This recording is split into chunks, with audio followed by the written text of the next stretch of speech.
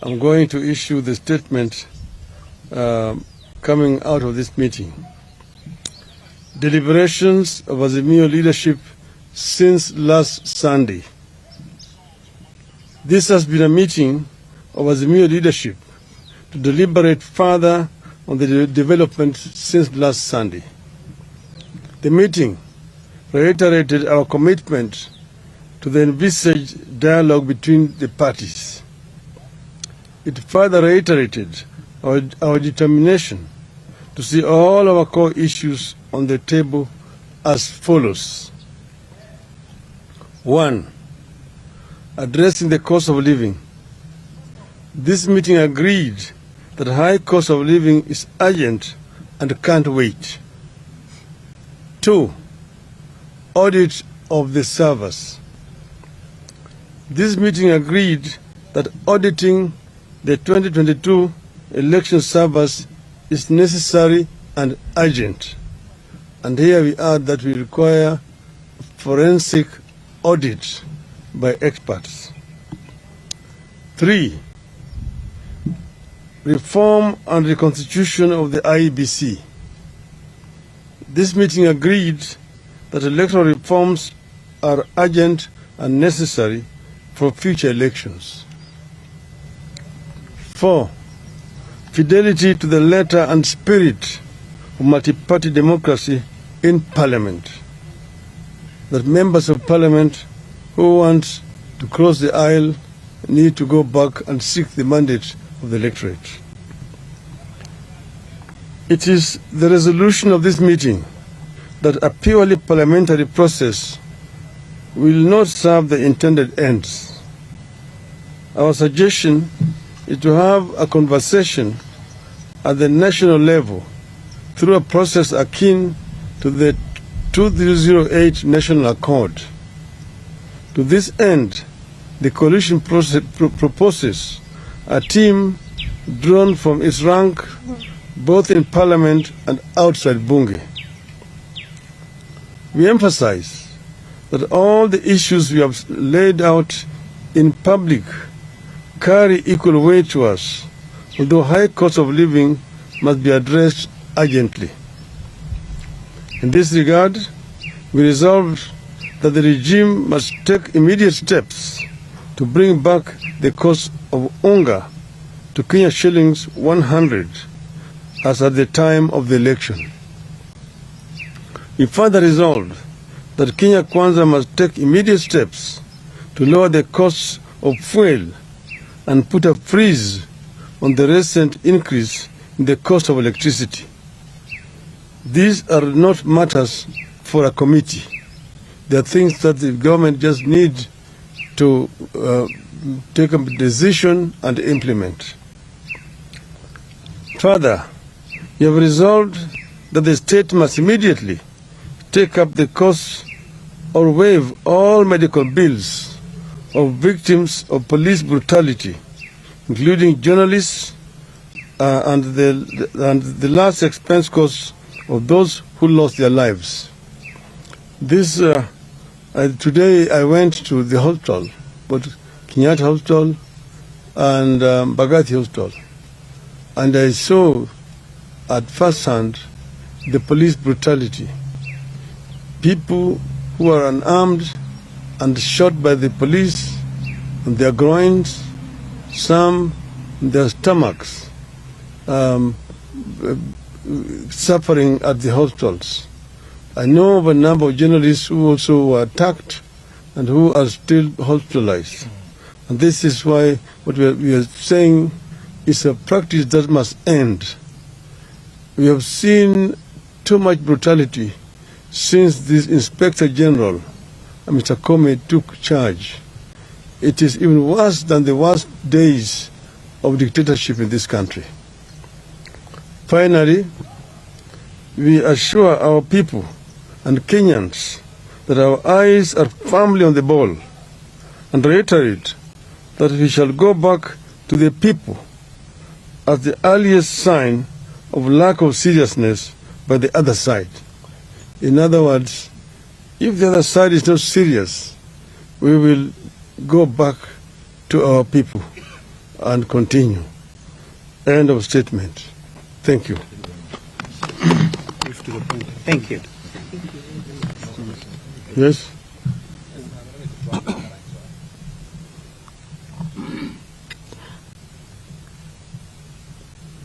Well, my name is Ibrahim Karanja from NTV. I have a couple of questions. President William Ruto, while making the statement on Sunday, mentioned the issue of IEBC as sort of the main discussion. Right now, you're insisting that all the other issues that were part of the Azimio demands must be addressed. We have also seen the Kenya Kwanza parliamentary leadership talk about this particular process to even state that there will be no handshake, which again, your team has insisted. Perhaps if the president insists on what, or Kenya Kwanza insists on what was on their list, what then happens? Then secondly, we understand that the US Senator for Delaware, Chris Coons, just left the country yesterday.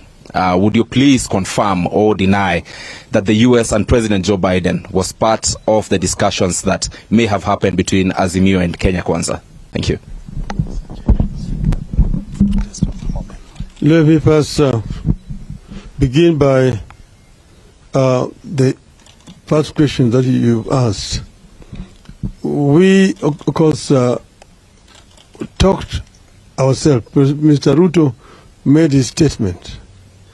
But I just want to say that that was not the basis of the understanding between the parties that were negotiating or talking between us. That statement fell far short of what had been agreed, and they know it. And that's why in our own statement, reiterated firmly what was going to be the basis of our engagement with Kenya Kwanza. And what we have reiterated in this statement is not different. We have actually mentioned the same issues that we said we wanted to be addressed. Those are the issues which made us go to the streets. And we mentioned them clearly. One, auditing of the servers so that we can put this matter to rest. We understand that some people are trying to tamper with the servers. They need to know that we are watching them. We know it, and we also know that's why we are talking about a forensic audit by experts, so that the truth can come out finally. And we put that to the end. Secondly, we mentioned the issue of the cost of living of our people. And we know that our people are suffering. Somebody who does not know that does not live in Kenya. We know so many of our people who cannot put a bread on the table. And we said we will not rest until this matter is resolved. And we said that the government does not even need any committee on this issue. We just talked about basic costs. We talked about unga. We talked about fuel, about electricity, the school fees, as very basic issues that the government can address without much problem.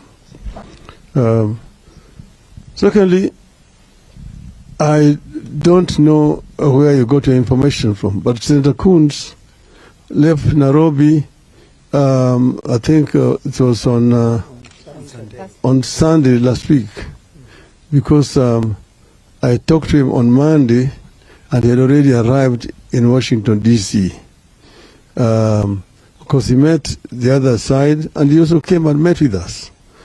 And we told him exactly what we know, and the reason why we are actually going to the streets.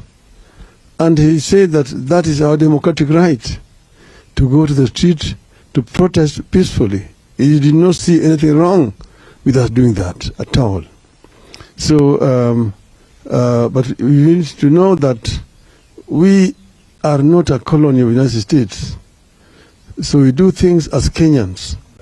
We are happy when our international friends want to come and make suggestions how we should resolve our issues.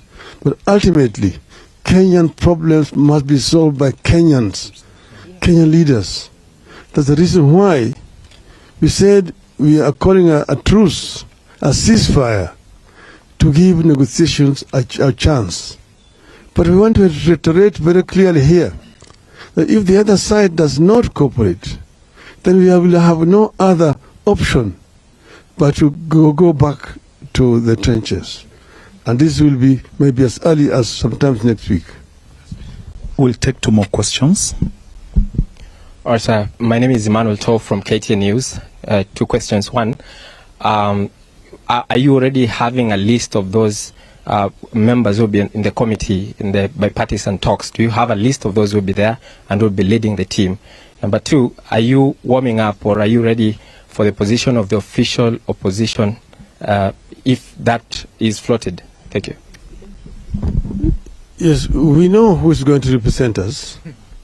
It has been suggested that we will have a committee of 14, that is 7. This is from Parliament, both houses of Parliament. But we have said that this process, we want it to be akin to the process that was led by Kofi Annan. That is going to have members of Parliament in it, but they are going to sit outside Parliament. They will negotiate and only take the final product to Parliament as an accord, which will then be passed by Parliament. We don't want it to be taken and then be encumbered with those rules and so on of Parliament. We want it to be a process that is people-driven. My name is Chemutai Goin. There are now about, I want to make it very clear. We have never talked about a handshake. That is a language coming from the other side. They're the ones who have been saying, oh, these people, unataka tu handshake, nusu mukati, and so on. Take it to Mr. Gachagua. Tell me, I don't even want to shake his hands. My name is Chemutai Goin from Citizen TV, and I have one question. Looking at the bipartisan approach, is your team maybe concerned about the neutrality of Parliament, alive to the fact that there have been a lot of movements that have been witnessed, and is that why maybe there's that call to have external individuals who are not members of Parliament, noting that maybe there would be allegiance to the various parties that they represent? Now, what we have said is that we will have members of Parliament negotiating with their members of Parliament. But we have also a team to which that team negotiating is going to be reporting to. And we expect that the other side will also have a similar structure. We will not say that these other ones are also going to be negotiating. We'll have members of Parliament negotiating, but they are going to be answerable to a team of leadership from Azimio. Last question. My name is Justice Ocheng from Daily Nation. So Dinga, you mentioned that there were prior meetings between members of your team and members from the government side, and that the president's address fell short of the issues that had been discussed. Maybe what are these issues that were discussed, and who are these members of these teams, and when did they meet? That is not really an issue of concern to you, when they met and so on. And those who met actually were representatives, emissaries from both sides. But you need to know that the request came from the other side. And our people responded and gave conditions. There have even been allegations that I met Mr. Ruto, maybe, I don't know, in the Mara and so on. Nothing could be further from the truth. There's been no meeting between me and Mr. Ruto. But we say that the statement did not include what had been agreed. And that's why we took the opportunity and the privilege to reiterate the issues that were put on the table. Thank you.